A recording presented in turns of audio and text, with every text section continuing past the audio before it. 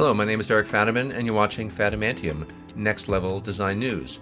Apple released or announced its new on-device AI assistant, which looks like it's going to be a game changer.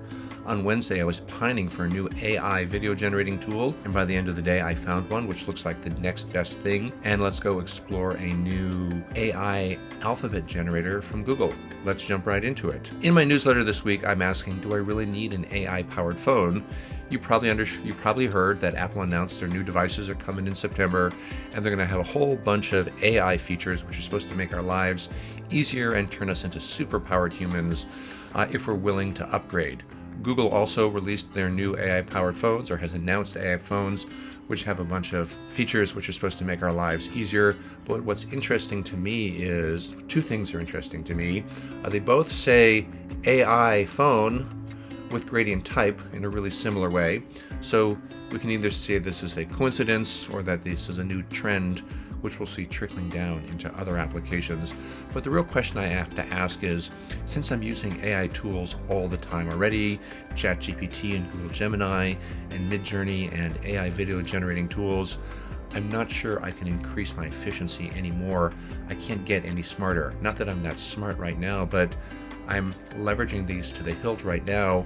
Is an AI assistant on my phone going to superpower me, or is it just going to turn me into one of those annoying people at parties who first were Googling things and then sharing YouTube videos and are just going to say, look, I ChatGPT'd it. This is how I'm going to win the argument. I hope that doesn't happen to me, but personally, I don't need another level of efficiency on my phone, so I won't be upgrading. Are you going to get an AI-powered phone? Leave a comment down below. Let me know. The other general consensus that I talk about in my newsletter this week is the critical press is saying for Apple, this is a real game changer, that it's going to give them a competitive advantage, and it really will drive those sales of phones as they are hoping, because everyone says this gives them a distinct advantage over Android, and it's a real category killer. And speaking of killers, in case it wasn't already painfully obvious, the AI devices like the Humane Pin and the Rabbit R1, if they weren't dead in the water already, AI comes to the next generation of phone. Why is anybody going to buy a standalone AI device that needs a slow connection and an additional subscription price to make it function? So I was really pining for a new video generator since I can't get my hands on Sora yet. Runway ML and Pika Labs are too expensive. And at the end of the day on Wednesday, I found out about, what's it called? Dream Machine. I found out about Dream Machine from Luma Labs, which is affordable, and it has a generous free plan, and is probably the best tool that you can get your hands on right now. So let's just look at a sample of what it's capable of with this tiger video. This is pretty good. You'll see that the tiger limps a little bit, but it looks like a quadruped walking. This is really realistic. This is better than anything that I've used so far. My only complaint right now is, even though that they promise that your generations will only take a minute or two, everybody had the same pent-up demand, and I think the entire internet is jumping on the site because these were taking 10 or 15 minutes to generate. Hopefully that will be resolved soon, but I would say go check it out. Luma Labs is currently the best AI generator that I'm playing with right now. Not all my video generations came out perfectly in Luma Labs. Let me show you one of the successes. I thought this Firefox came out really well, and I was really happy with that. This one morphs into an entirely different fox. So not a bad looking cartoon fox, but not what I was after. This one just kind of runs off into the sunset. Not exactly helpful. That was pretty cool. So there it is. That's the state of AI video generators. I was really happy with how this one turned out. Was there on the Luma Labs site, I found another tool. On Wednesday, I talked about a 3D generator called Rodin.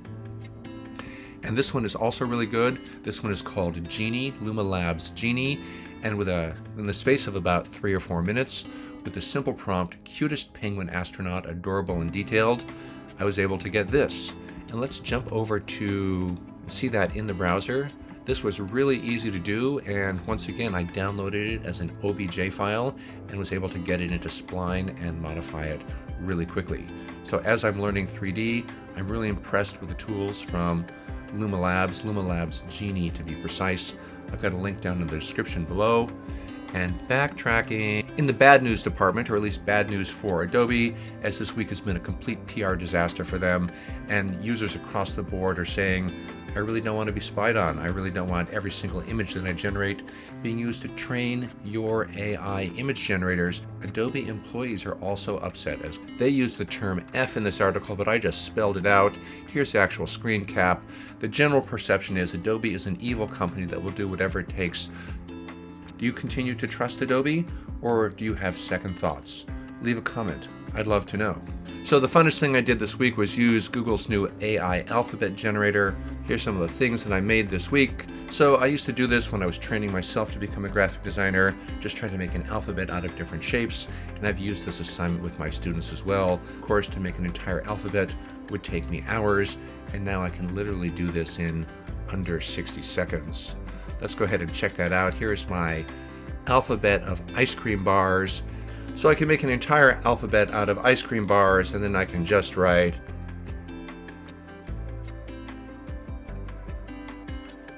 there we go, ice cream bars made out of ice cream bars. I can download this as a PNG, which is like 3,000 pixels on a side, so it's super highly detailed.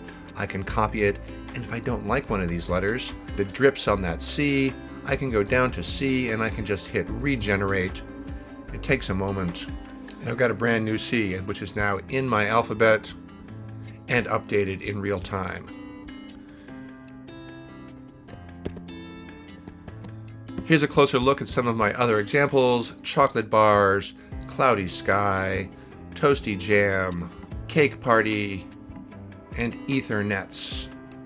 I'm super excited about this tool. I've got a link down in the description. Go ahead and check it out. And last but not least, if you're a newcomer here, I've had a lot of new subscribers to my newsletter. Thanks to All Tech is Human for sending traffic my way. Although I've covered this in the past, I've got a link to a great article that has a comparison of Midjourney, DALL-E 3, and Stable Diffusion if you're just getting started. That's it for this week. Thank you so much for watching. I really appreciate it. Leave a comment down below. Like, subscribe, do all the things. It really motivates me, and I'll see you in the next one.